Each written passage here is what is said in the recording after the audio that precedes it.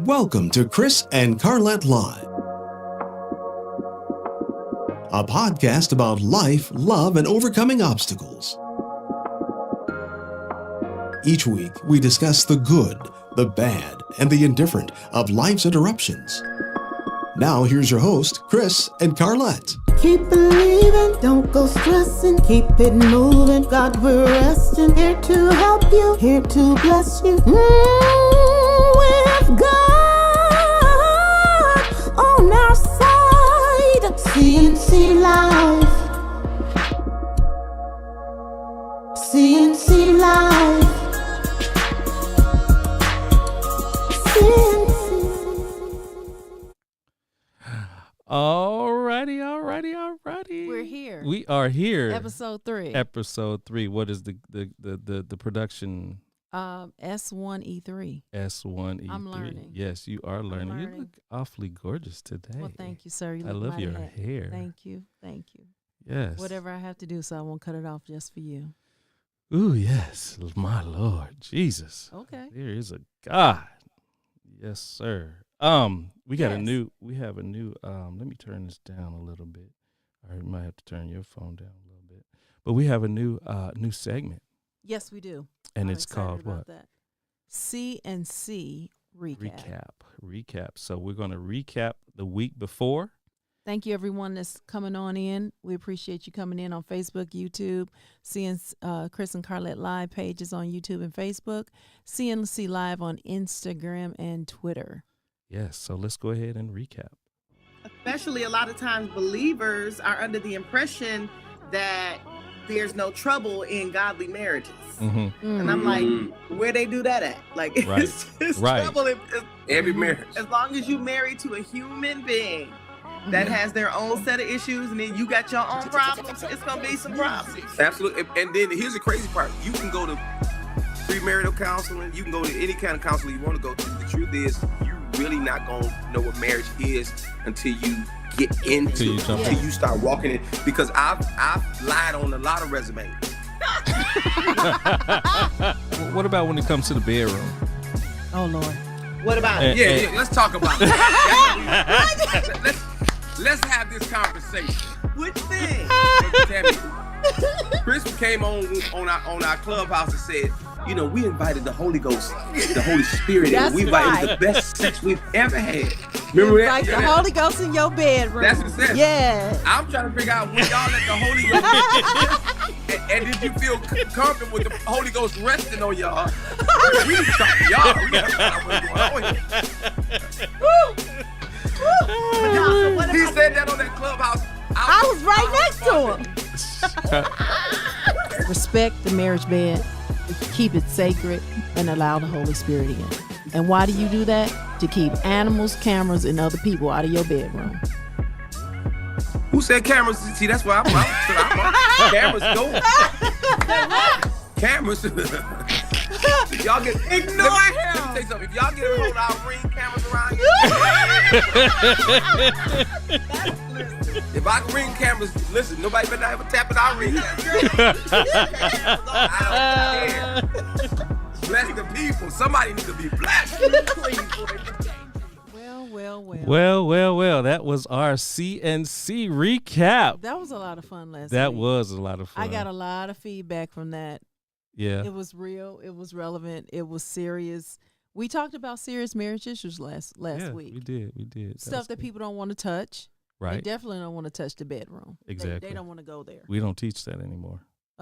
Let's not start. That's another episode. That's another episode. Go ahead with your monologue. Well, listen, you all, this is a big week. Okay, as some of you may see, I wore my pearls. I'm getting started early, okay? I have my pearls on. Yes, I am supporting our Vice President, Ashiro, Madam Vice President Kamala Harris. I am supporting her. And I started off, I have on about 3 strands of pearls. Yes, I do. However, I just wanted to start this week off. You know, I'm coming in peace. I'm speaking in peace. I'm believing for peace for the rest of this week and just the rest of this year and just from then on. Despite what happened 2 weeks ago on January the 6th, that insurrection that happened, it's a lot of things that's supposed to happen this week. It's supposed to be an inauguration. Now, if you think about years past, you did not think it was like second nature. Okay, Right. it happens. Okay, yeah, we're gonna sit in front of the TV. We're gonna, whether you voted or not for that person, it was still something big and historic. Right. Okay, now let me tell you what's not gonna happen. Well, our current president will not attend, which Right. is a tradition. Right. His He will not get a letter. No, he will not give a letter to President Right. elect Biden. Yes. The first lady is not going to greet the new first lady and give her a tour. That is not going to happen. Wow. They are trying to do something at the Air Force Base for him leaving. He's going to leave at early in the morning, I think like at 8 something. I have this article on theguardian.com that I was reading of everything that is not going to happen that would traditionally happen. Wow. And you know what I learned from this? What's One that? thing, our children, they're watching. Our children, they're watching, Yes. they're learning. I don't care if you voted, how you voted. Our children, they're watching, they're learning, they're watching our conversations, and they're learning what to do and what not to do. Now, we as parents, we have a choice to sit down and have a real candid conversation with them and say what you should and should not do. Right. Now, I do realize there are some parents that's going to say, you know what? If this happened to me, I would probably do the same thing. I wouldn't show up either. But you know what? That to me, we are learning how what a person does when they don't know how to lose or to accept the loss. Even though you may, they cheated. No. I mean, how many basketball, baseball, football games you hear somebody say, oh, they cheated. But when it comes down to somebody had to certify it. Somebody had to say, okay, you are the winner, this, that, and the other. Somebody had to do it. And everything is in place. All the documents have been signed. Stuff is in ink, and the ink is dry. It's over now. Wow. But yet we have all these things that's not going to happen this week. But you know what? I know that President-elect Biden is going to hold his head up high along with his wife and Madam Vice President Kamala Harris and her husband. All would be well. I mean, it's things that he's going to start and get going on the day, his first day as president. So everybody be praying for peace. Yes. That's the best thing. Pray for peace. I don't care which side of the fence you're on. I don't care who you voted for. We can all pray for peace because at the end of the day, we all still have to live here. We still have to. We are still in the pandemic. That's another thing. This thing has taken our mind off of we're in a pandemic. I don't care. Again, I don't care what you believe, who you voted for. You're still in the pandemic. Right. People are still dying. I lost another person from since the last time, and so people are dying. Everybody keep everything the main thing. Thank you, everybody that has tuned in so far. But again, just speak peace, walk in peace. I mean, put a little extra smile on it under your mask. I mean, I smile with your eyes. They call it smizing. I mean, do it. Right. But, everybody walk in peace. Right. Speak peace. Don't, if you think you're having a bad day, maybe you need to stay home. Maybe you need to have your groceries delivered. I don't know. But we need peace right now. We need peace. You see somebody without a mask, just go the other way. Just go the other way because they're making a statement. I mean, just go the other way. So that's good. That's good. Just, hey, I got something right quick. Yeah, go ahead. We're broadcasting on Clubhouse as well. yes, we are. I see Michelle is on there too. Oh, awesome. But no, that's a good point. I'm glad you made that. I'm glad you brought that up. This week is big. Yes, ladies, put on your pearls and your suits. Turn down your phone a little bit. I'm sorry. All the way. It's actually it's Okay. Yeah. All right. Hey, put on your pearls, put on your suits. I don't know, or if you can't wear a suit, at least have your pearls. Right. I'm a nurse, but I'm not on the floor. Right. Wear your pearls with your scrubs. I'm just saying. And there's so many conspiracy theories out there about Trump did this and he's for this and Kamala Harris is and Biden is for this and they're all a part of this, whatever. Let's just get past that. Just live your life, push through like I mentioned last week, and just live your best life. Do what you're supposed to do on this earth. Right. Find your purpose, do it. Right. Listen, we need people to find their purpose. Yeah. We need people to find their purpose. It makes for a better life. Yeah. We got a special guest. Yes, we do. I'm A excited. good friend of mine Mm-hmm. out of Los Angeles, California, Mm-hmm. L.A. Okay. We met in L.A. Good friend of mine. Mm-hmm. He's I'm gonna probably put a dig in there now. No, don't but, dig. But he's a member of that other fraternity. But we're not gonna say it. It's we a just wonderful. We are supporting. See, I just said peace. Oh, we you did say speaking that. peace. You did say that. You Listen. did say that. So let's. But I read would like to say the, you can't get the purple without red. Okay, go ahead. yeah, ain't nothing like Capping Man. So let's go ahead and I want to put this disclaimer up prior to our Show today. show today. Mhm. And today's episode of Make My Money Grow is Yes. intended for educational information only. You should not construe any such information or other material as legal, tax, investment, financial, or other service. Viewers and listeners should not act upon the content or information found on this show without first seeking the appropriate advice from an accountant, financial planner, lawyer, or other professional. Essentially, do your own research first. Mm. Yes, Mhm. yes. Do your research. Do your research. That was good. Your father-in-law said we need peace. Peace. Peace. Yes. So yeah, let me go ahead and introduce Brian Grant. But at this time, I would like to share. I got to put on my reading utensils for this. Hold on one second. Let me. When you get older, you got to get glasses and stuff. At this time, I'd like to share a few words about an exceptional individual by the name of Brian Grant. Mr. Grant's outstanding career accolades include over 30 years of service to the community as a business banker and community development representative. As a business banking professional, Mr. Grant has helped both business owners and individuals gain access to the critical banking and financial tools they need to establish and grow their business. As someone who has owned his own business and has helped other businesses to grow and flourish, Mr. Grant knows the challenges and that entrepreneurs face daily, and is always more than willing to lend words of wisdom of wisdom or other support as needed to those looking to either start or grow a business.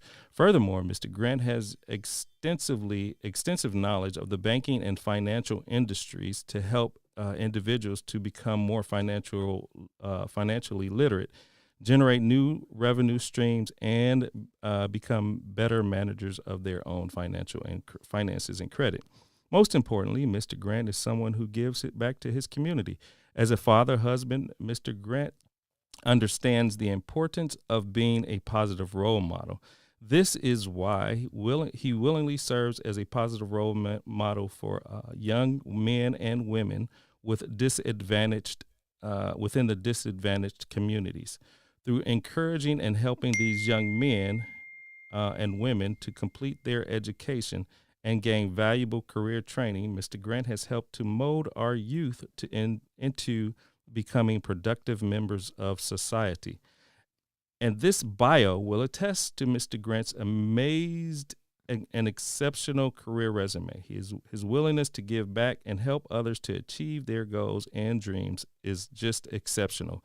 Mr. Grant is a professional of the highest order and is someone who's using his talent to promote the gift of giving.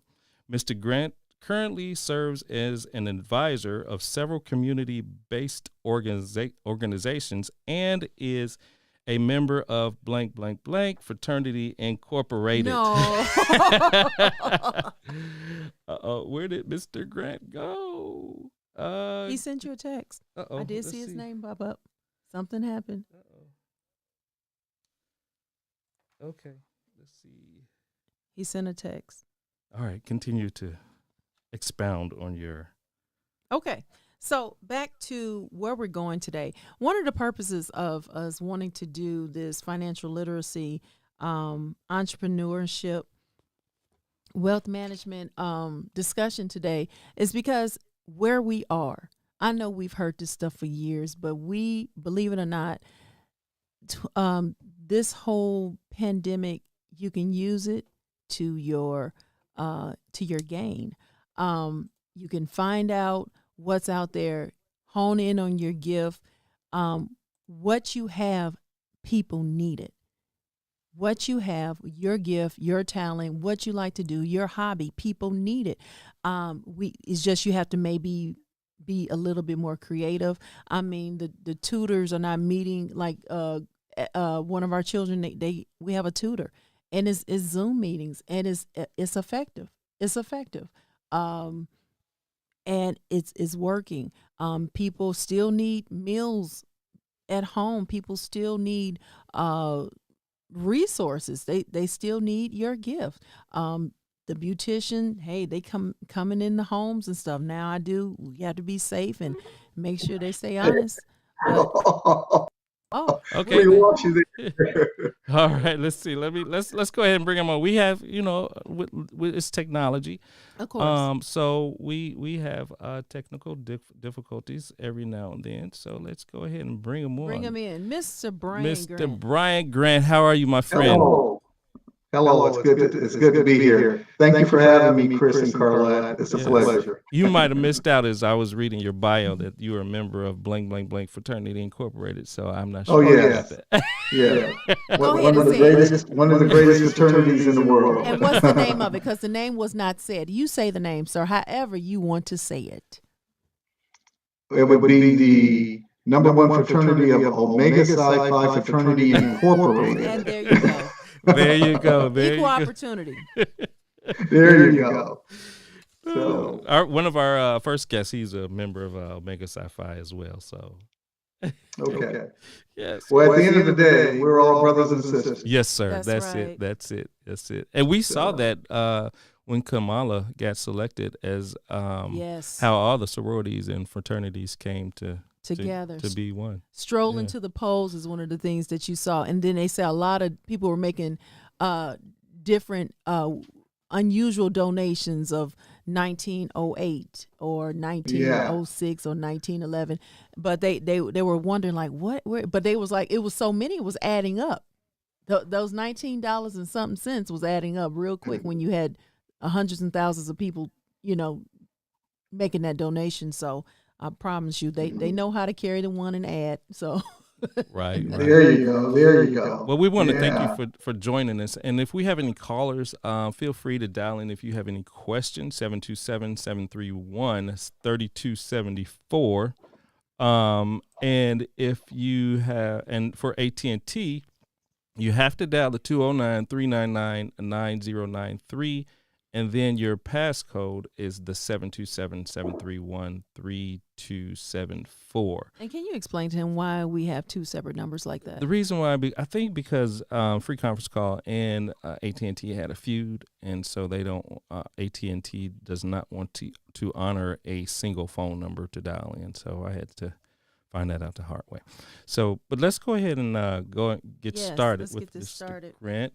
So, what is financial literacy? At the end of the day, if I had to define financial literacy, it is the ability to understand how to make sound financial choices so you can confidently manage and grow your money. And it has 5 core building blocks. For example, earning, saving and investing, spending, borrowing, and protecting. So as you make financial decisions each and every day, you should use these 5 building blocks for managing and growing your money. Can you repeat those 5 again? Because we're taking notes on here. I told people come prepared with your notebooks today. The 5 building blocks would be earning, you're earning income. Okay. You're saving and investing, that's number 2. Okay. And then you're also spending. You got to be careful what you spend and how you spend it. And then there's a borrowing. If you've got to borrow debt, get a credit card, purchase a mortgage, or get a loan to purchase a mortgage. And then protecting. As you continue to build on your assets, you have to make sure you educate yourself and build upon it as well. Okay. Protect it as well. Okay. Wow, good. How can financial literacy prepare me for wealth building? I think that's a great question. Let me use the scenario of if you look at your life as an athlete who's preparing for a race. So, or for the Olympics, you train, train, and train. Personal wealth building is the same. You train and prepare yourself through financial education, for example, reading books such as Rich Dad, Poor Dad, The Millionaire Next Door, Your Money, Your Life, and online there's Black Business Enterprise and other personal finance books and magazines.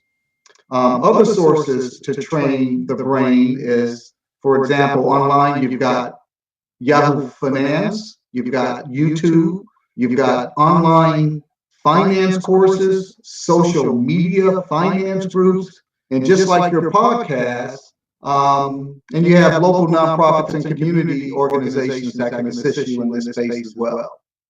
Wow. So if there was a key takeaway, as one builds wealth, you must protect it. And knowledge will be your best defense. Now, when you talk about wealth, is it just money? No, it doesn't necessarily. When we talk about wealth can mean any personal assets such as your home, your personal investments, your 401k, any income streams that you may have through small businesses or through any type of investments. It could actually be a coin collection. You see, anything. It could be foreign currency. As long as it has value to it, you want to make sure that you continue to educate yourself and protect yourself at the end of the day. So when you look at your portfolio, like let's say, for example, a 401k, they always say that you need to divest your portfolio and have a wide range of asset or money in certain, like if you look at a pie shape, you should have like 10% fixed and such and such. Is there a portfolio of wealth? Like we need to have so much land, or we need to have so many assets, and then we need to have so many so much cash on hand. Is there a pie chart that you can refer to kind of diverse your wealth? Well, I'm going to leave that question for your next guest, the financial advisor, because I'm not the specialist in that particular space. I'm not a financial advisor. My experience is in banking and small business, financial literacy, and things of that nature. Okay. Okay, gotcha. Okay, we'll steer. Is that fair? Yes, that is fair. That is fair. I just, in case someone wanted to ask that same question, but no, that's great. That's great. Yeah, what I would do is defer that to your financial advisor, your investment advisor, someone who has a license and experience to respond to those type of questions. Mm-hmm. Now, I do have a question. You said a coin collection. Now, to hear that a coin collection is considered wealth, but then we go into the stores and they're saying you got to have exact change because we can't give you coins back, or there's a coin shortage. I know that might be two different things, but I talked to our banker about 2 weeks ago, and I asked her, should I be turning in these coins in these piggy banks? Mm-hmm. And she told me, yes, you should. Mm-hmm. So are we talking two different things? I'm sorry, finish your thought. No, are we talking two different coins? Are we? Yeah, I was actually referring to precious metals such as silver coins and gold coins. Okay. Gotcha. Yeah, for the dime, nickels, and pennies, I'm not sure if there's a shortage or the mint decided not to make any more. So what they were going to use is those that are currently in circulation. Okay. Interesting. So that's my limited understanding. Okay, I So- see. I just want to be, because trust and believe, somebody thought the question. I'm trying to think for others as well. Okay, I knew alright. exactly what you were talking about, but I just really thought it was interesting that she did tell me. She said, yes, you should turn in those coins that your children have and just put it in their bank account. That's exactly what she told me. Mhm. Yeah. Yes. All Wow. right. So when we talk about wealth and financial literacy and really dive into entrepreneurship, because that's kind of like the bread and butter as I see it. Like when you start a business, you can call that yours. I mean, it's something that you have sweat equity in. It's something that you work hard for, and you know you can see the value. It's something that wherever your passion is, that's where your treasure is.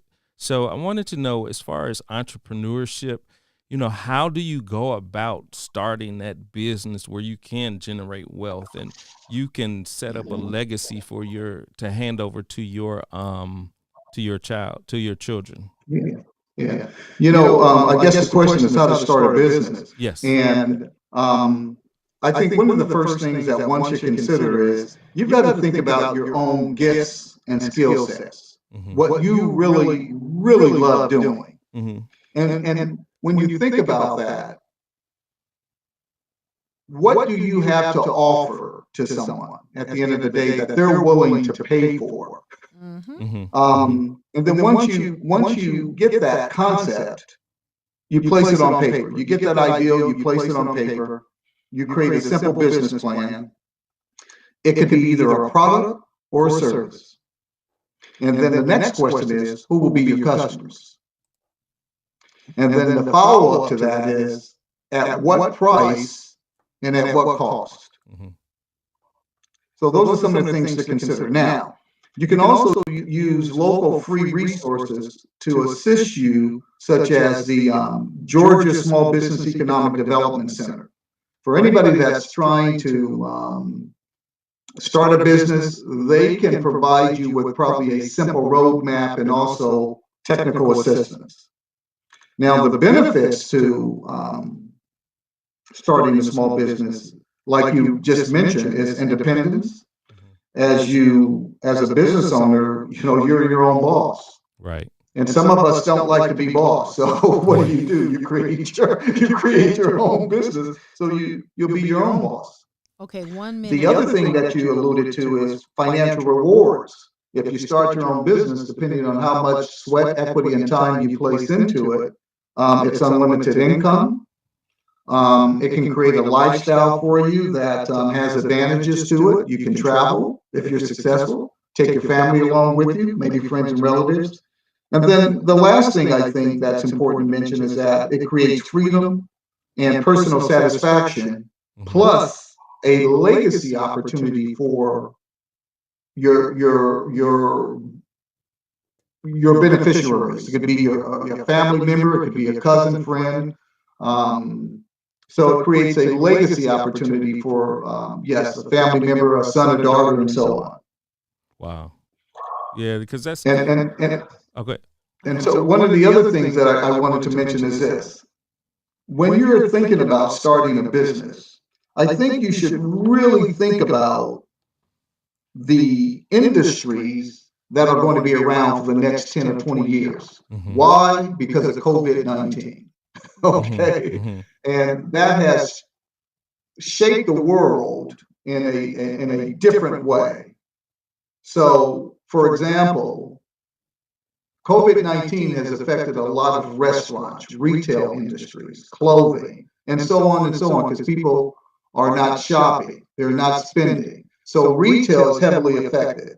So if you're going to start a business, I think you should really do some diligent research and find out what markets will be resistant to things such as COVID-19, such as being a consultant, an online reseller, an online teacher, medical courier service, an app developer, a professional organizer, home care service, which is very large because the United States has a very large senior citizen community. And so there's other services such as food trucks, lawn care services, and medical transportation. And I'll stop right there. But if you got any questions, but I think the key thing is that when you select an industry, just make sure it's going to be around the next 5, 10, and 15 years. Reason being is because is because of COVID-19. Wow. And because you're creating a legacy strategy as well. It's Mhm. not just about you, but who comes after you as well. Mhm. So when you go out to do that, so I guess it takes a lot of market research to come up with that, to see what's Well, going to be what, out.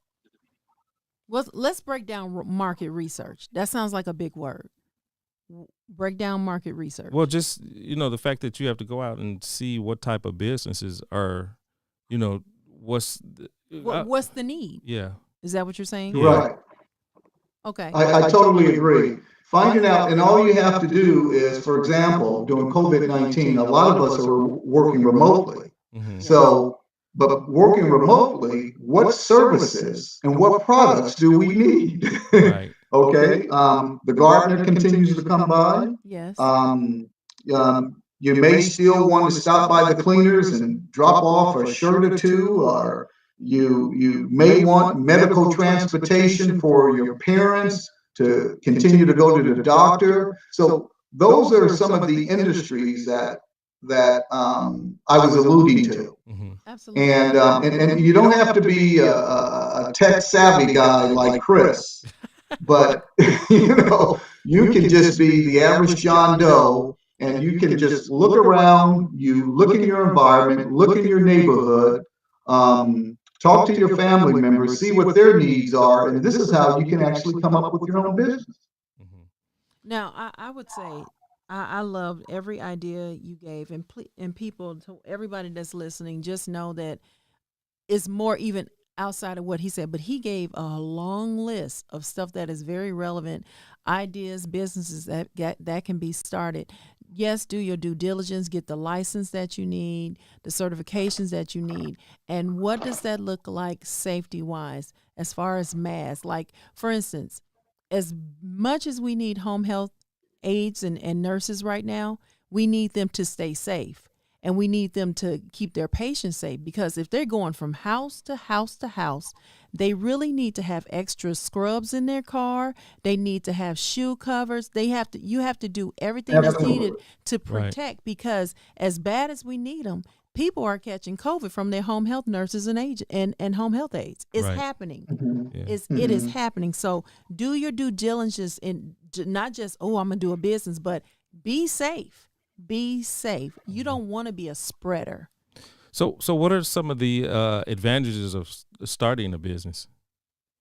Independence. You are your own business owner. Unlimited income. That's a financial reward. Whatever you put into it, that's what you get out of it. Your lifestyle. It can actually change your lifestyle. You see, you can actually do things that you can't do on probably a very low income. You see, you can travel, you can invest, you can purchase maybe additional real estate for income purposes. It creates financial freedom to some extent. Mm-hmm. And I think that's important. You get a lot of tax And write-offs. let me just mention one thing about, and because I'm an African American, I have conversations with a lot of African American business owners who've actually been affected by COVID-19 in the retail space. And so what they had to do is to rebuild, reshape, remodel their business. Mhm. For example, if I walked into the neighborhood soul food place, because of the COVID restrictions and limitations of how many people can come in and out, now this particular business owner now will provide lunch and dinner for seniors, and they will provide transportation of those deliveries through, for example, food apps or something of that nature. Mhm. So what they've done is shift their business model, if that makes sense. Yes, Mhm. that makes sense. Mhm. So when you start your business, like, are there professionals that you can reach out to because obviously if you need to go to get a loan from a bank, let's say, they want to see your business plan. Right. And what does that look like? When I say I want to start my own business, like, do I hire somebody to help me with my business plan, or what does that look like? I think that's an excellent question. What happens at the end of the day, when we pay our federal, state, and local taxes, Mm-hmm. a percentage of that goes into small business investments such as nonprofit organizations. For example, the Georgia Minority Supplier Development Center, the Atlanta Small Business Network, the Douglasville Small Business Chamber. All these are resources that are free to you. And the key word is free. Free. Okay, because when you're starting off, you don't have a lot of money to work with. Right. So what you want to do is to exploit and explore every free resource out there. And we pay through these through our taxes. Mm-hmm. And so you can actually do a Google search on your own particular city or town for these type of resources. I know you guys are located right there in Douglasville, and but you are in the county of Douglas. Mm-hmm. And Douglas County may have resources for you to get your business started. They can direct you towards financing. And one of the things that this leads into that I wanted to discuss is becoming a certified small minority-owned business, which is key. Tell us a little bit more about that. About how to... I think that's the hottest thing going on right now for color folk. Okay. Yes. Becoming a certified small minority-owned business has its advantages. What does that mean? Large contracts. Mm-hmm. One more time. Large contracts. Well, what type of contracts? Corporate contracts, federal contracts, state contracts, local, city contracts. Okay, so certification categories. Let's talk about that. Well, what makes one qualified? Well, if you're a veteran, you're a woman, you can get certified as a woman-owned business. If you're Black, Hispanic, LGBT, they have certification categories. And the requirement is that you must own a minimum of 51% of the business in order to qualify to be certified.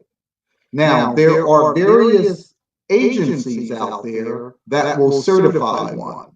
But I want to go back to those corporate, federal, state, and local governments. Those are $1 billion that are waiting out there for minority-owned businesses to contract with. And I'll give you an example. I don't know if you guys are familiar with Black Enterprise Magazine. Yes. Black Enterprise Magazine periodically will promote the top Black-owned businesses throughout the United States. And guess where 98% of these businesses started? As certified businesses. The number one $1 billion operation is a tech company that started as a minority certified business, and they got their contract with the federal government. Now, the key strategy is this. Watch this, Carlette, because I see you writing. Okay. The key thing is this, is that knowledge is power. You know, when we pay our taxes, we pay federal taxes, state taxes, and we also buy from corporations. So what certain corporations have done is allocated a percentage of their budget to minority-owned businesses. The federal government has done the same thing. So, for example, there's an African-American lady in Los Angeles who just won a $5 million contract with Metro to provide piping. Wow. And when I talked to her about 4 years ago, she knew nothing about piping. But she says this industry, because California is growing in the area and space of construction, she says, I'm going to get into piping. And so as a result of that, 3 years later, she's got a $5 million contract. That's just local. So you could imagine federal contracts and the need for example, the prison system has needs, products. They have a need for products. You've got school systems that have need for products and services as well.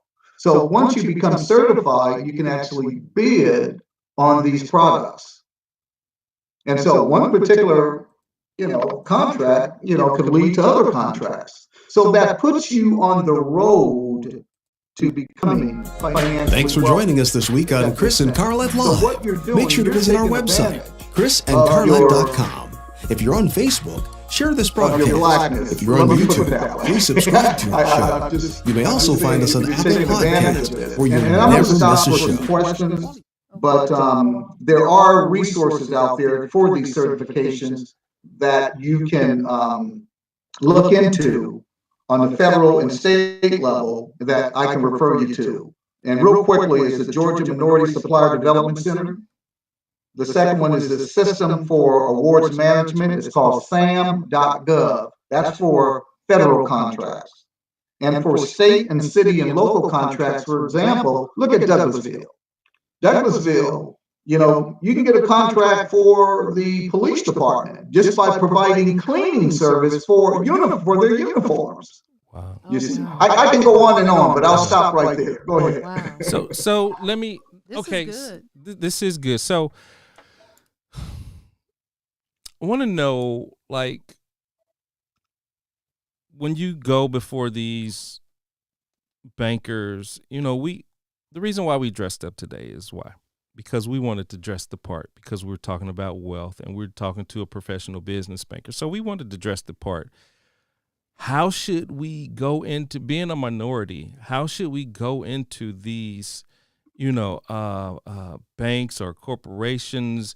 We shouldn't wear jeans. Can you just expound on like the whole persona? What should we do? How should we look? How should we talk? Mhm. In order to gain access to these resources.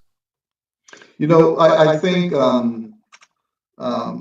physical impression is very important, but more, I think what's critical is information. Mm-hmm. Because what bankers are impressed with are your financials. You Gotcha. see, you can physically dress the part, but are your financials in place? Mm-hmm. Or do you pay your taxes? Or do you try to avoid your taxes? Mhm. Right. So having a conversation with your team, and let's talk about a team. Mm-hmm. If I'm a small business and I want to grow to be a multi-million-dollar business, so I can pass my business on to my son and therefore onto his son, I want to make sure that I've got all the right players in place to build this empire. So number one, I would need to have a certified public accountant, and he would have to understand what my objectives are, what I'm trying to do as a business, how I'm trying to grow, and make sure that my financials or taxes are in order so I can prepare those for the bank. The second thing is that I need a good attorney for legal advice, because I've got to go through contracts and I want to make sure that I don't place myself in a contract that I can't realistically fulfill. The third thing is that as the income continues to come in, you want to have a conversation with a financial advisor. A financial advisor can actually give you a roadmap on how to prepare for retirement and also an exit strategy from your business. So those are some of the key things to look at. Now, even though we're talking about physically dressing, but what's more impressive to the lender is your paperwork, Mm-hmm. you see. So, and at the end of the day, if you're asking for a specific amount, for example, 100,000, how are you going to pay that back? Mm-hmm. Now, Right. I've had experiences years ago, where someone wants $100,000, but they stated in their taxes that they had no net profit. So something's wrong there. Does that make sense? Yes. So if you're asking for something, you have to have a plan through the business, through your income, of how to pay that back. Mm-hmm. So the first source, now this is how it works. The first source of repayment to a bank is your income. It's not your assets. I'm going to repeat that. It's your income stream and not your assets. Well, some people say, well, hey, look, I own 3 houses. I own this. I own a car, a Corvette, a 1957. But that's not what the bank wants. The bank wants your income to pay for your loan. So that's their first source of repayment that they look for. Now, if you can't pay that and you default, obviously, yes, your assets will be used and sold off. Does that make sense? Yes, that Yes. makes a lot of sense. Wow. So the key thing is building your team. Mhm. It's just like, here I'm in Los Angeles, and we got the Lakers. Right. We probably win another championship, right? Okay. Well, So, yes. but yes. look at the team. Look at the team that's been built. Now, keep in mind, I want to mention something that's very important. Over 30 plus years in banking, I had the opportunity to witness businesses that have failed and businesses that have succeeded. What's the difference between the two? Let's talk about that just for a minute. At the end of the day, you are the captain of your ship. Mhm. You are hiring the attorney to accomplish your legal goals. So you have to interview the attorney. The attorney doesn't interview you. It's the reverse. If you have an accountant, you share with that accountant what your goals are.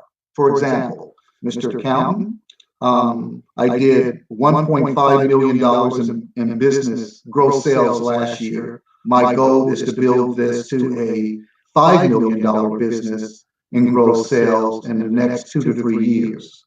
So what I need from you is to make sure that from a banking standpoint, as I ask and submit for lending, that all my paperwork is in order. Mhm. And so to my understanding is that a banker requires that I have a net profit. I just want to make sure that I'm paying my taxes and I have a net profit where I can prove to the bank for whatever amount I ask for, I'm in a great position to pay for. Now, what about if it's a startup? So how do you go? You may not have a lot of money when it comes to a startup, and so what do they look? They look at your personal assets and No, we're going to back up because you're not going to go to a bank as a startup. okay. Because keep in mind, Uh-oh. institution under compliance, under federal law, meaning that they have to protect the depositor's money. Mhm. So a startup business would be considered a high risk. So what do? Let's back up a little bit. I want to start a business. The first thing I need to do is, what do I have to start this business? Well, I've saved up $2,000. Mhm. So that's my personal equity, my personal money that I'm going to use. And so, but wow, I'm going to need an additional $3,000. Where am I going to get that? Well, let me talk to a family member. Let me talk to a potential investor or a potential partner where I can get that additional $3,000 from. Or maybe I can borrow it from a friend or a family member, you see. So now there's other resources as well. There's resources called the Community Development Financial Institutions. It's called CDFIs.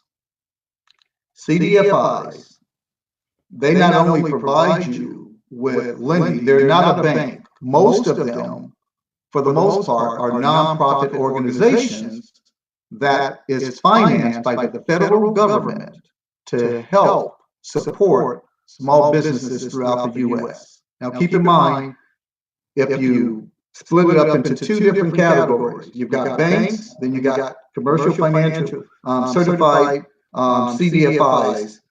Now, CDFIs requirements are a lot less stringent than that of, and let me know if I'm going over time, No, a you're lot fine. less stringent than that of commercial banks. Mhm. So, as a new business owner, where am I going to get financing from? Number one, you can self-finance it. Number two, you can get investors. Number three, you can go to CDFIs to borrow that money, in which they will, not like banks, use your personal assets to lend you the money. They may use your car as collateral, where a bank will say, no, we want to see a successful business that's been established and it has a revenue stream. A commercial, a CDFI may say, well, hey, look, we know you're a startup, we understand it. So what we're going to do is take a look at your business model, and we're going to use your personal assets to provide you an additional $3,000. Wow. I just wanted to interject. If you have questions for Mr. Grant, please dial 727-731-3274. If you have an AT&T phone, you have to dial 209-399-9093, and then the access code is the 727-731-3274. So you're throwing out a lot of great information, and I wanted to know too, and maybe I'll digress a little bit to, two questions. What is going on with these PPP loans? And everybody hears about these loans that the government is issuing, and can as minorities and entrepreneurs, can we take advantage up on the upcoming PPP loans? And what do you have to say about that? Well, that's part of the stimulus package, and obviously Joe Biden's got another one coming out, and there was a cry from the first round, second round, that small businesses didn't have access to the PPP loans. The PPP stands for payroll protection. All right. Now, it doesn't mean that you can get this loan and go buy a car. It's used to protect your base and to provide a salary for your income so that we could continue to protect our economy. Now, most banks will distribute the PPP loans. All right. Now, but there are other financial institutions, there's CDFIs, like I mentioned, that will assist you with the PPP loans as well. So, the second round is coming. The Biden administration, through the new stimulus package, I think it's $1 trillion or something. I don't know the specific numbers now, but there's a portion that is carved out for small businesses. And remember, PPP stands for payroll protection. In other words, you must have a legitimate business with payroll. And payroll, when they're asking for paperwork at the end of the day, is that there's payroll taxes that you submit. So you have to submit documentation to support that you are a legitimate business at the end of the day. Now, can you get a PPP if you're just one employer? You're just one person? Absolutely. So, but you would talk with your local banker. If you have a business, obviously, small business, you have a business banking account, and I would talk with the local relationship manager in that bank about how to access and how to apply for that PPP loan. And then you can also go through the SBA. SBA.gov will also give you some guidance as well, which is the Small Business Administration. Gotcha. Can you? Okay. Oh, go ahead. I hear it. I hear it. Okay. Is this something he could? Let's see here. Hold on 1 second. I just heard it. All right. Okay, it should be gone now. Thank you. All right. We had a little echo, so but okay. I think I just fixed it. So when it comes to, again, minority business loans, and I think that's a different element, or a different beast, I should say, from our churches. And Carlette, most of her family is, has either a pastor, evangelist, or what have you, and they have their own church. In general, is there any protection? What should the churches do in order to, maintain that wealth? And I'm using wealth lightly, but is there anything that they can do to help out, or to get assistance? Because churches are defined as nonprofits, 501c3s. They have the opportunity to market and solicit for donations. Mm-hmm. Okay. Now, those donations could be defined as tithe and offerings. Mm. Okay. So then there's other opportunities where a person that's a senior that owns property or owns a home, at the end of the day, they pass away, but they've got no heirs. They can actually donate that property to the church. Mm-hmm. They could donate cars. Have you guys seen, like, turn in your car, your used car for a tax write-off Right, or right. something like that? Actually, when we lived in California, I was thinking about donating a car to West Angeles. Absolutely. Mhm. And then West Angeles in return would take that car in through a professional service. And as a result, they would use that car for scrap metal or whatever, and then they would give a portion to West Angeles. And then your donation is tax deductible as an individual who make the contribution. Mm-hmm. So those are, getting back to your question, when you talk about what can the church do? Because obviously, as a result of COVID-19, services are not taking place. People are not contributing to the church like they did. And we've got, what, 20 million plus people unemployed, you see. Right. So if you don't have a job, it's very difficult to make a contribution or to participate in tithes and offerings. At the end of the day, you're trying to protect four walls. You need water, you need heat. So those would be the priorities. Mm-hmm. So what the church must do is come up with, remember when I talked about the retail soul food place that was losing a lot of money because of COVID-19, and they shifted their business strategy to provide lunch and dinner for the sick and shut-in senior citizens. See how they shifted their strategy just so they could survive. So the church has got to come up with innovative and creative ways to attract money, and also to come up with maybe services where they can get federal, state funding to justify their existence. Mm-hmm.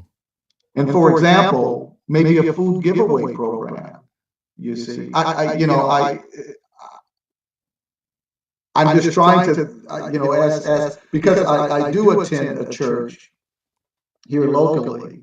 I understand exactly what you're saying, Mm-hmm. but I think when the dust settles at the end of the day, through the church, we must create, there's a word I was looking for, an ecosystem where we can support each other. Like, for example,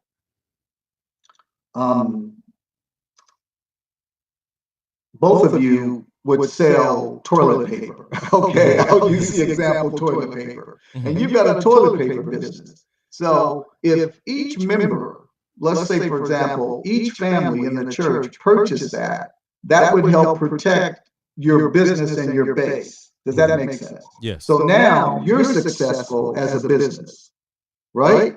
So now, because you're members of the church, you make a contribution to the church because you're members, that you pay your tithes and offerings. All right.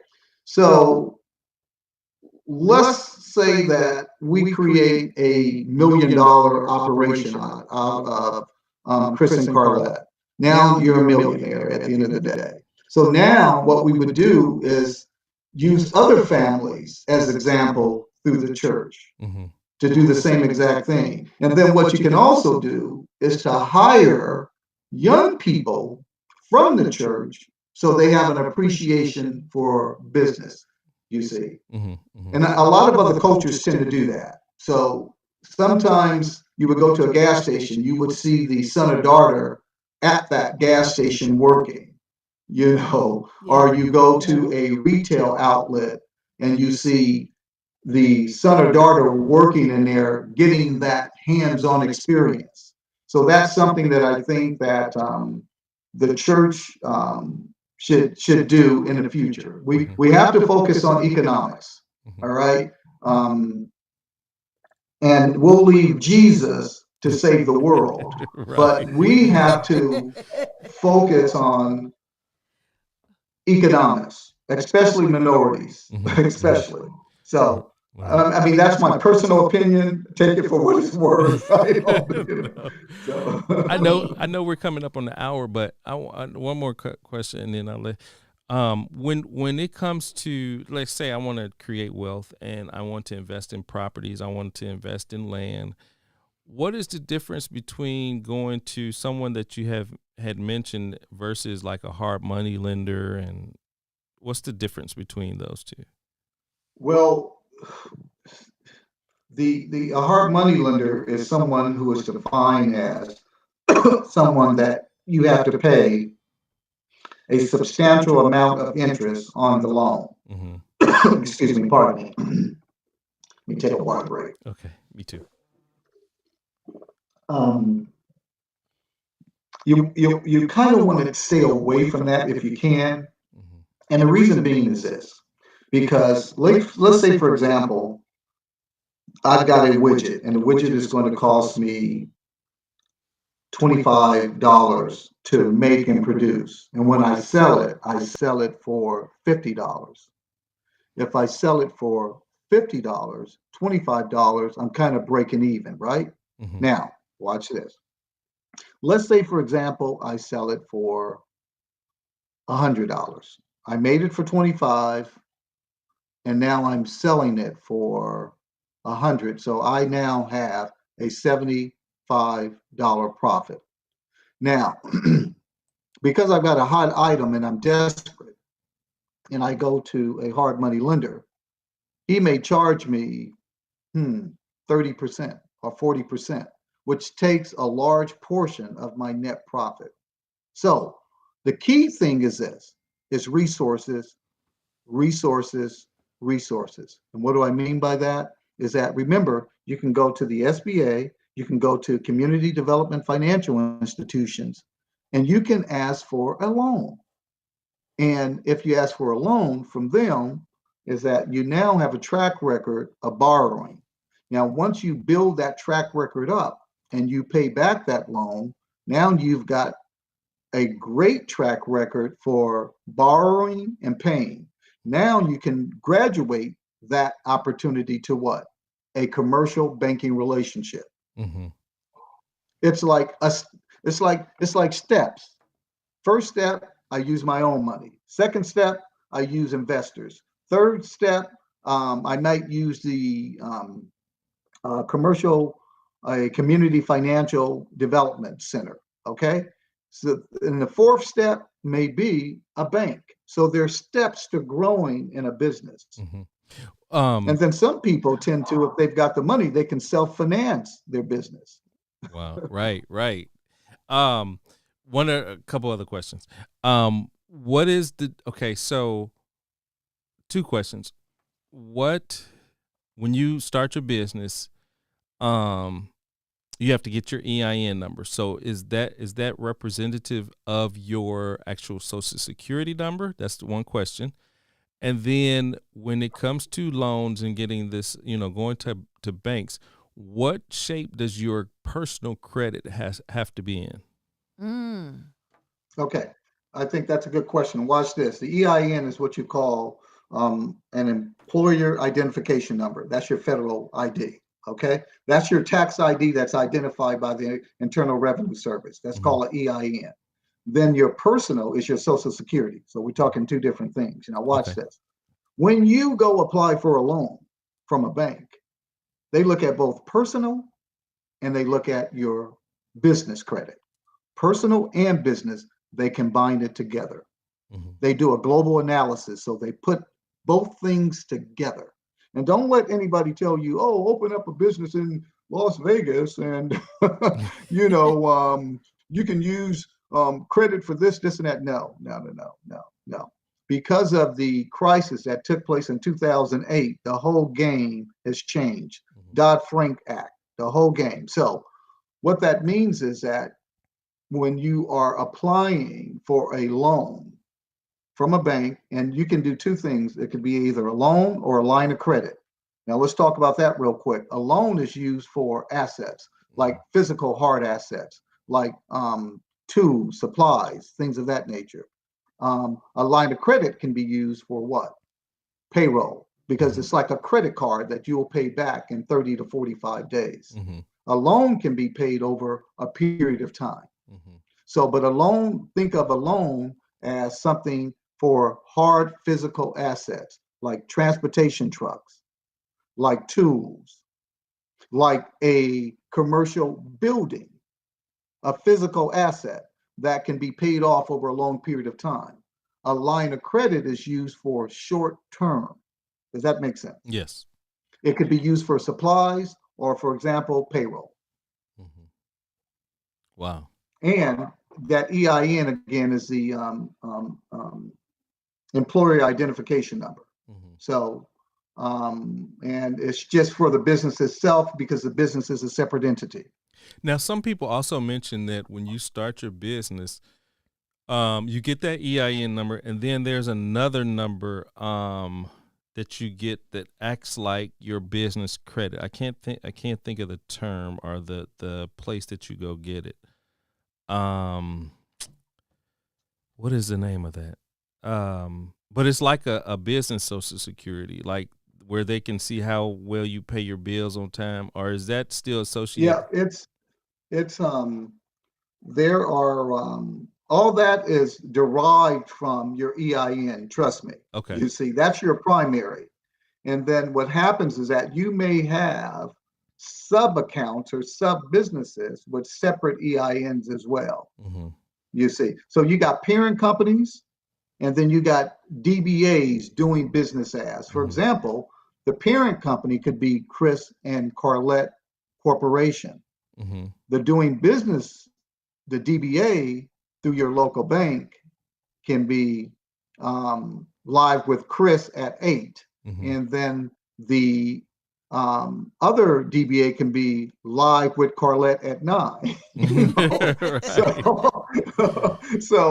So it just depends, and then certain corporations have different entities that support them that complements the overall business. You follow me? So like a manufacturer may have engines, auto engines, but the subsidiary may do tires. You follow me? And then so there's DBAs, but when it comes to the key thing is that EIN, a lot of this information is public information, and you can get this online. What is an EIN? What is it used for? How does an EIN affect my business, and why is it necessary for me to have an EIN? So, and I'll let you. So with that, are EIN numbers perpetual? Are forever? Or do they, if you dissolve your company or unofficially dissolve your company, is that EIN number still valid, or do you have to apply for another one? Well, the EIN can live longer, just as long as a person with a Social Security number. As long as the business is alive, the EIN is alive. Once you dissolve the business, then it no longer exists. Okay. So if you, now, for example, let's did you have a question? I see you moving. No. Okay. Now watch this. Let's talk about a legacy. Let's talk about Chris and Carlette Incorporated. They have an EIN, and all of a sudden you're very successful with your corporation. And all of a sudden you want to pass it to Chris Jr. So Chris would just take over and inherit the business, but he would also inherit what? That EIN as well. Right. Gotcha. Did you have a question? No. Now, if Chris Jr. decides, hey, mom and dad, now I don't like this. I'm going to dissolve it. I'm going to go into another space. So he starts his own business, gets his own EIN. Wow. And it doesn't cost anything to get an EIN. They're free, by the way. You can get them online. Gotcha. Yes. Go ahead. Did you have a question? Well, I think that's a good segue to go into. You had said something you want to talk about. Just tell the difference between, how the importance maybe of like a LLC. Okay. Well, remember the key thing is the Internal Revenue Service identifies, people can be in business and people can play business, right? People can be in business or they can play business. If you are a legal entity in the United States, you are either a couple of things: a proprietorship, which means that you own the business 100% by yourself, or you can be a partnership, or you can be a limited liability company with several owners, or you can be a corporation, you see, either a S Corp or a C Corp. So these are IRS entities that are identified when you're paying your taxes. Now, the key person to have a conversation with is your accountant, and you explain to them what type of business you're in and what would be the best entity for me to structure my business with. That would be your accountant. Why? Because they're responsible for organizing your finances when it comes to paying your taxes. Your accountant is responsible for that, your CPA. In most cases, if you are in business and you can afford a CPA, I would recommend a certified public accountant. And they could give you the best advice on how to structure your entity and how to establish your entity. And a lot of people start off as a sole proprietor until they can graduate up to a limited liability company. And one of the benefits is that it's a limited liability. What does that mean? Limited liability. That means that there's a limit on the protection. In other words, if somebody sues you, the liability goes to 50% of each party, or not 50%, but each investment portion of the party that participates in that limited liability company. So, and it is separate from your personal assets. Right. At the end of the day. So now, go ahead. Sorry. Yeah, so it's separate because remember, it's a separate entity. You understand? Now watch this. You've got two hands. One hand represents you. The other hand represents the business. So if the business incur any liabilities, that's the business. It has nothing to do with you personally. But at the end of the day, anything in the United States can be challenged in a court of law. Especially nowadays. Yes. Do we lose him? Oh, okay. Cool. Let's see. Is that a question? Okay. Thank you. If you have any questions, we're about to wrap it up. But if you have any questions, even if you're streaming on YouTube or either on Facebook, let's call in. We need some callers. 727-731-3274. We have this great resource, this great man of God here that is throwing out some nuggets. Great wisdom. If you need to ask him anything, make sure you dial in. The phone lines are open. If you have any questions, wow, what can I say? This is great. Can I share a strategy that I'm currently using that may be helpful to the audience? Sure. Oh, please. My son graduated from college and he incurred debt, about hypothetically $30,000 worth of debt after he graduated. And in my particular case, I'm first generation college graduate. And so my son would be second generation.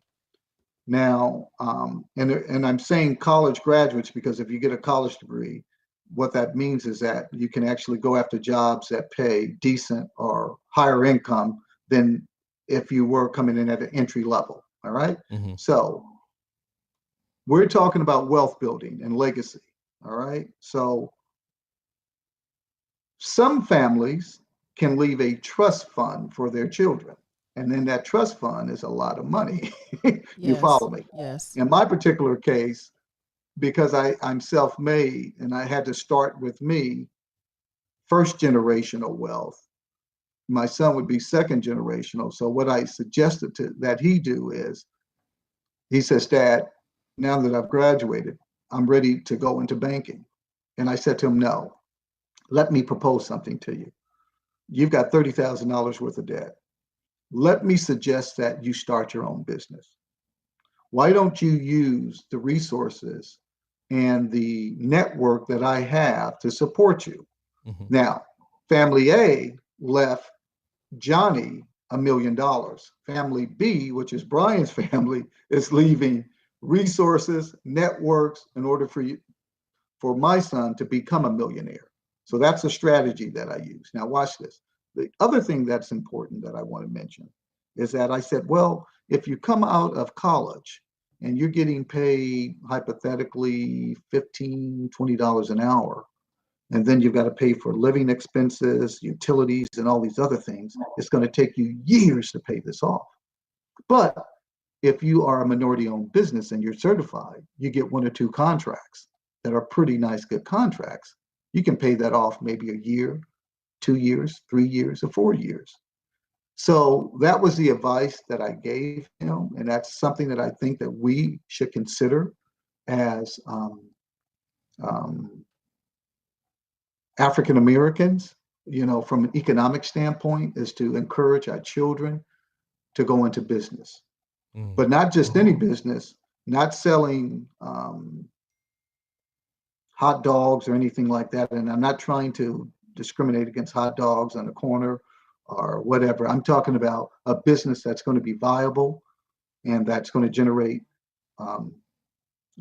large opportunities for income, you see. So as a result of my son going into business, he has a limited liability company. And so he went into business and he got certified as a minority business owner. And then he got several contracts with of our city entities, our local city. And so as a result of that, now he's moving. Does that make sense? It makes a lot of sense. So it's just a smarter move at the end of the day, because if we've got a lot of debt over our head, it's hard for us to enjoy life at the end of the day. It's hard because I go back to, and I think, Chris, you asked me, what is the benefit of owning your own business is financial rewards, unlimited income. So there it is right there. But if I'm working for someone, I'm never going to make more than the owners. Right. Never, Right. ever, Right. you see. So, but if I have my own business, that means whatever equity, time, investment, and education I put into it, then I reap the rewards at the end of the day. So that's one of the benefits of being in business. Wow. Did you have any more questions? No. Well, no. I have to I'm going to do my research. Yes. He struck something. Yes. I'm going to do my research on a particular area. So did you have any closing words, Brian? Or? Well, first of all, listen, I think it's important that we have people like Chris and Carlette in our community, podcasts like this, because the first step is knowledge. Yes. And you see, look at Carlette; those wheels are spinning. Yes, they are. So when we have conversations like this, it leads to concepts, ideals, and then we turn those into plans, and then we execute those plans. So it's husband and wife teams like this, Christian-based organizations like this, that are very critical for millennials, Generation X, to listen to and experience. Oh, Uh-oh. We lost him again. no. Uh-oh. Let's see here. Let's see if we can bring it back.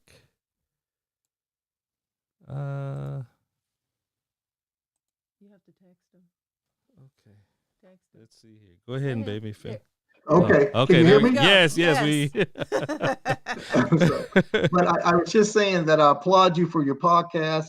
And as a husband and wife team, I hope to see you guys on networks across the nation and the world in the future. Oh, thank you. We receive yes, it. we receive all of We that. receive it. We Yes. receive it. Well, we want to thank you so Absolutely. much for taking the time to, be with us and join us and to, just share your knowledge with us. Carla, did you have any? No,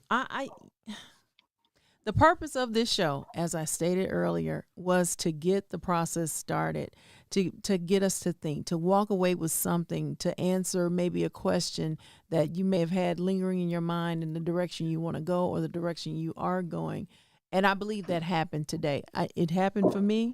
I wrote notes on one piece of paper on both sides and started on the third. And it was a lot. I would tell people to go back, listen again, take notes. I'm sure he said something, or you weren't able to write it down fast enough. Please watch it, share this. This is great information. No, we didn't do a lot of laughing. We learned. Yes. Again. We this was nuts and bolts here. This was foundational. This was something that could help. Literally help. Guys, we are in a pandemic, but there's no excuse that we cannot still thrive and push for it. Like he said, find the need, and then will they pay for it? Put a price to it, the price, the cost, write everything out. What is the need, and do I have what it takes to fulfill it? Do I want to do it? And I think that is so real when he said, know that your employer, you will not be richer than your employer. That is the truth.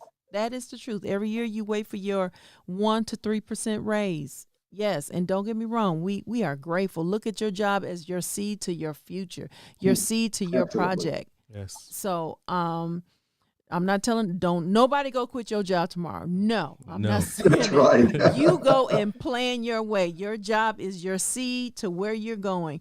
And continue to stay faithful in what you're doing. Do your research, count up the costs, make a phone call, go down to your local Chamber of Commerce or like he told us, the CDFI, which was the Community Developed Financial Institute, or your SBA. Go to those places, find out what you have. You might not be asking for the loan today, but you can find out what you have to do to get ready for it tomorrow.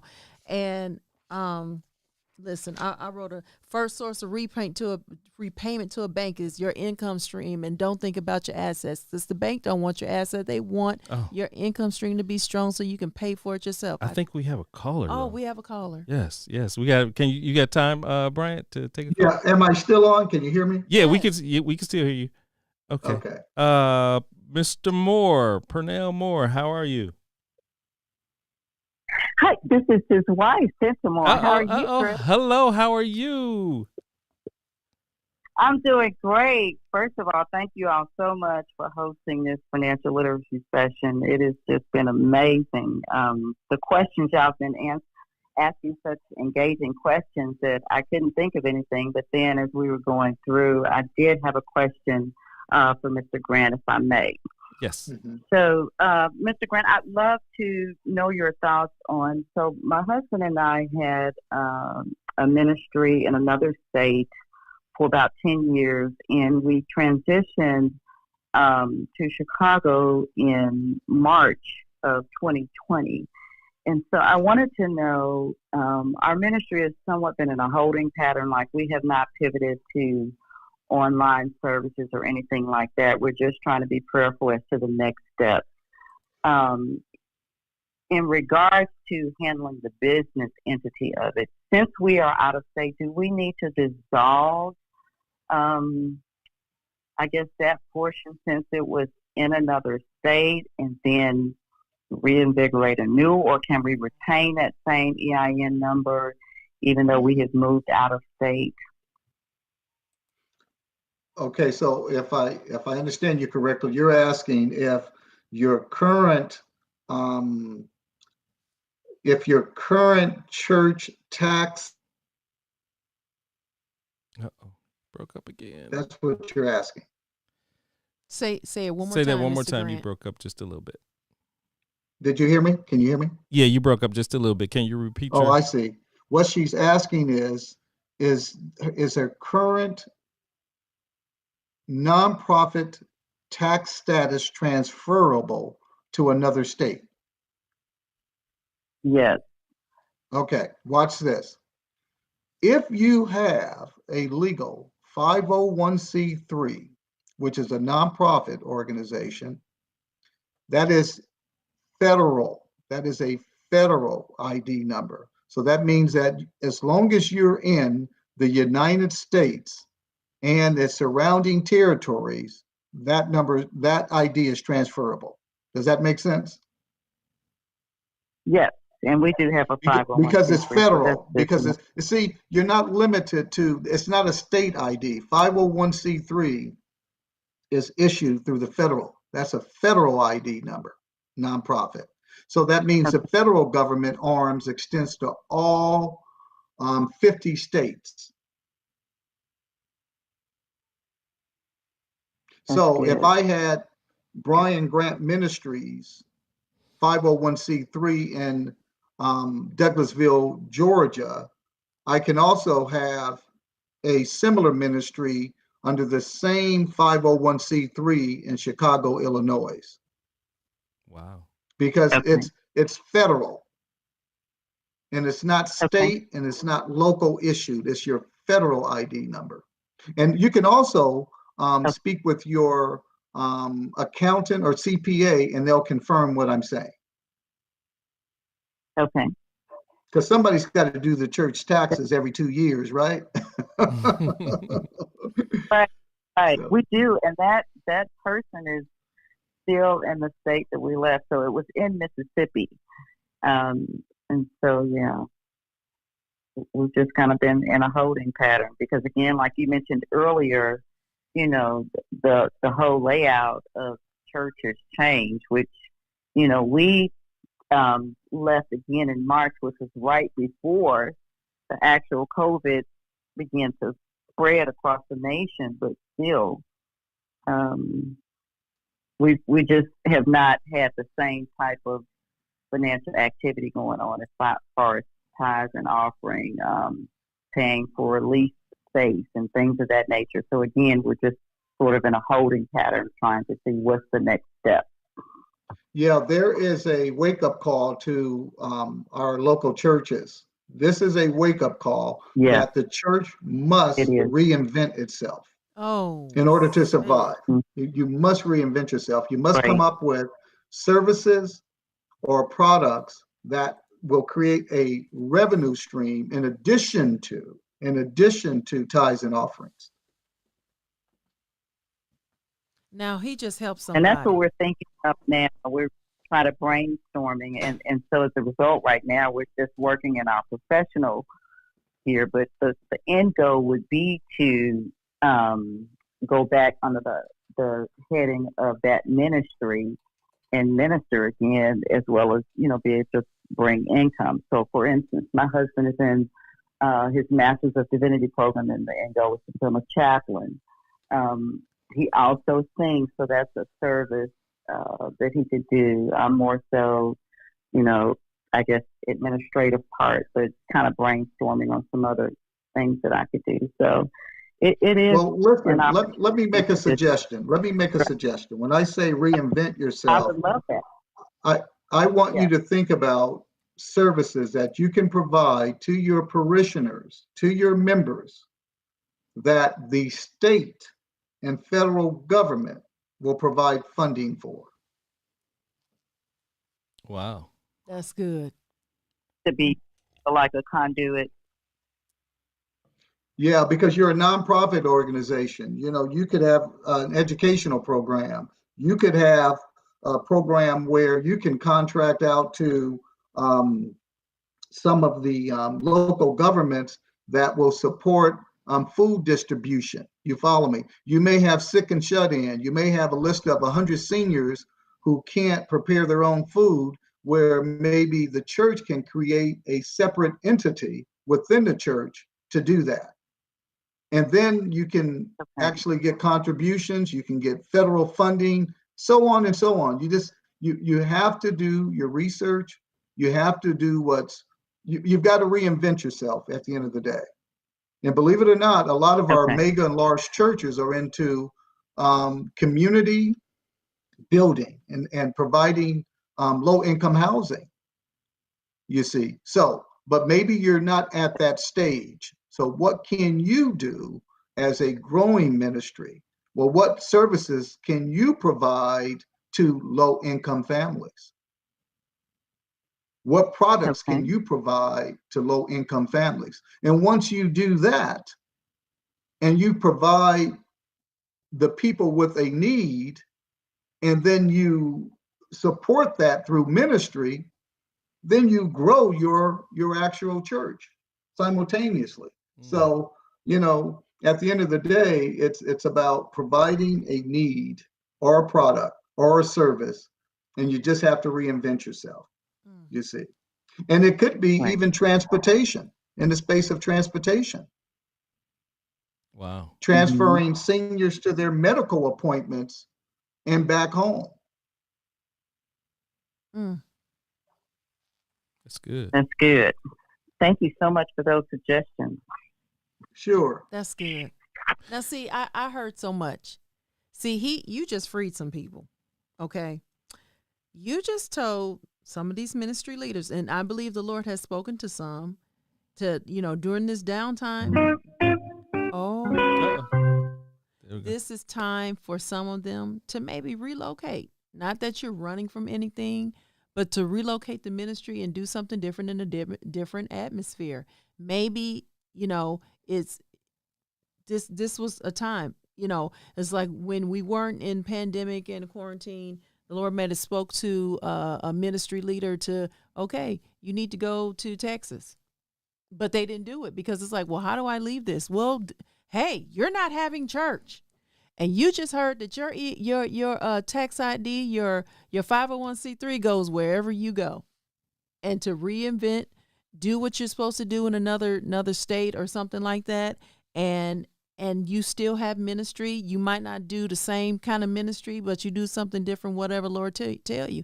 He might have told you to go and you don't know what you was going to do, but you're going to do ministry. And as soon as he sees your obedience, you step foot into that state, and then bam, the plan unfolds for you. Wow. I think you just helped somebody, seriously. I see Willette over there saying, ooh, wee.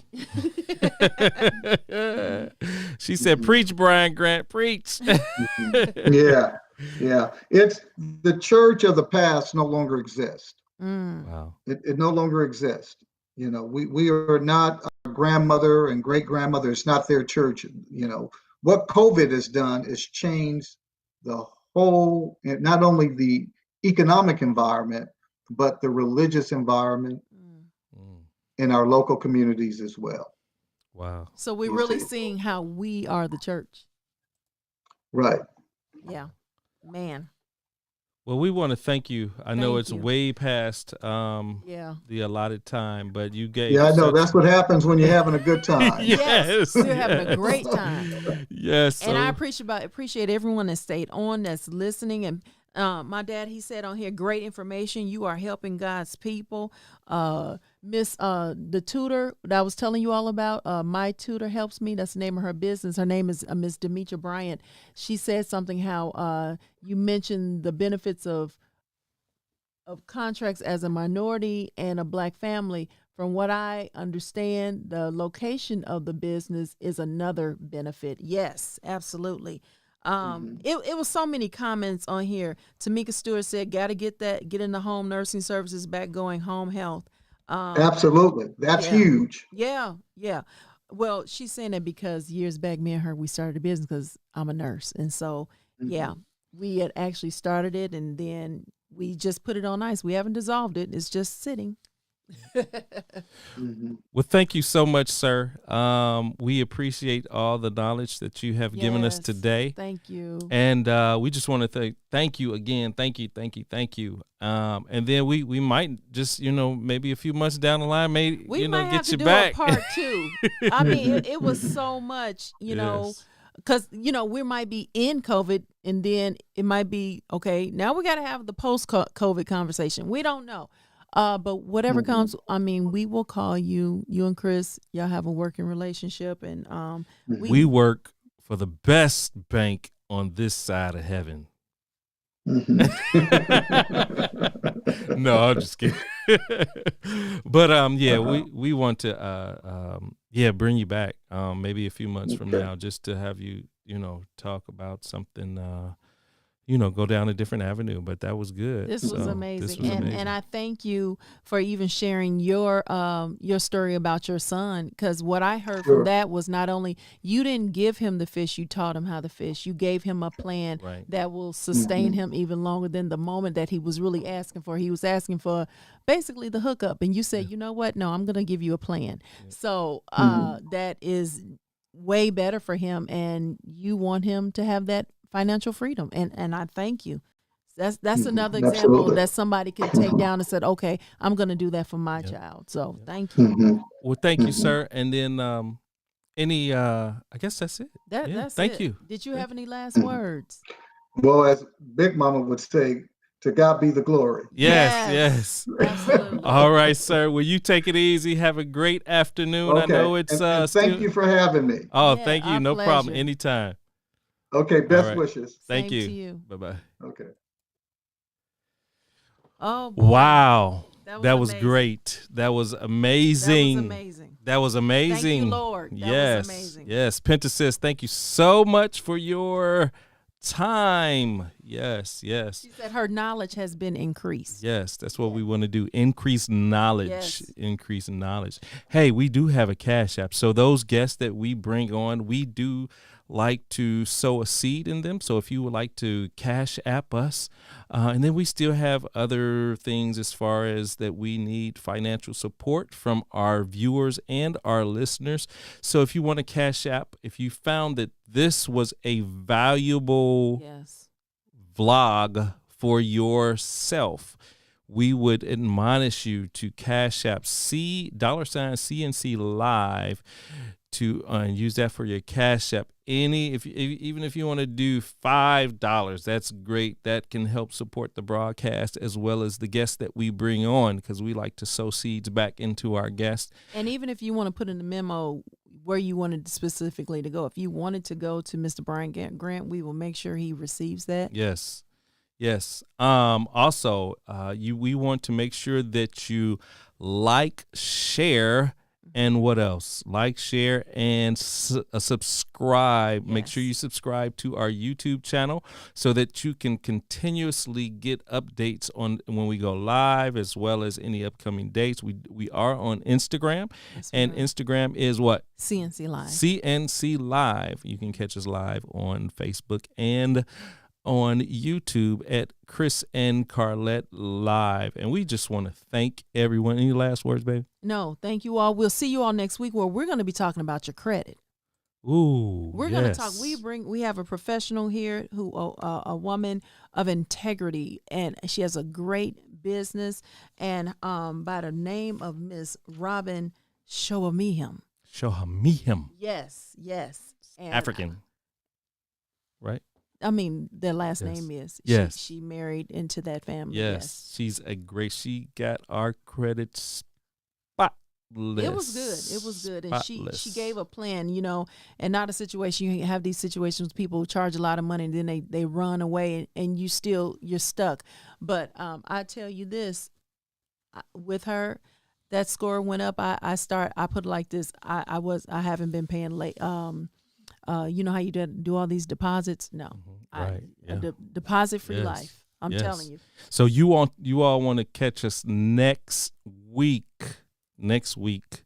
How to manage your credit and COVID. Again, how we can rise on top, even through a pandemic. We are thriving, and these are tools and people that can tell you how to do it and how to be on top in it. We will not be tail end. We won't be in the basement, the bottom. Yes. No. And we have some great we're preparing our February series. Oh, yes. For Black History Month. We have some great guests coming on. Mm-hmm. We have something special for you all on February 8th. Yes. We can't say what that is, but we have some other great. We're trying to look at getting some additional guests that are very famous. So just tune in, and we thank you. Thank you for your faithfulness. Make sure you like, share, and subscribe to our YouTube and Facebook page. And we thank you. Bye-bye. Bye-bye. Thanks for joining us this week on Chris and Carlette Live. Make sure to visit our website, chrisandcarlette.com. If you're on Facebook, share this broadcast. If you're on YouTube, please subscribe to our show. You may also find us on Apple Podcast, where you'll never miss a show. While you're at it, if you found value in this show, we'd appreciate a rating on iTunes. Or if you'd simply tell a friend about the show, that would help us out too. Let us stay in contact with you by texting CNC Live to 474747. That's CNC Live to 474747.